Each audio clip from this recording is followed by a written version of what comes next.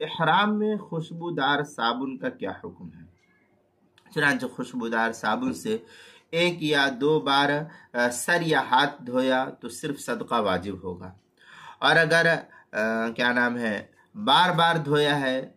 اسی صابن سے تو پھر اس صورت میں دم واجب ہوگا۔ چنانچہ غنیۃ الناسک کے اندر ہے وَلَوْ غَسَلَ رَأْسَهُ أَوْ يَدَهُ بِأَشْنَانٍ فِيهِ الطِّيبِ فَإِنْ كَانَ مِنْ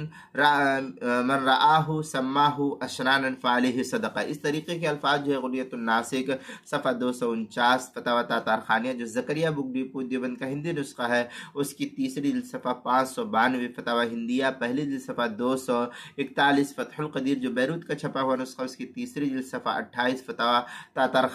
فتاوی خانیہ پہلی جلد صفحہ 289، مناسک ملا علی قاری صفحہ 323، فتاوی شامی جو زکریا بک ڈپو دیوبند کا ہندی نسخہ ہے اس کی تیسری جلد صفحہ 577، کتاب المسائل تیسری جلد صفحہ 162 اور 163، عنوان ہے خوشبودار صابن کا حکم۔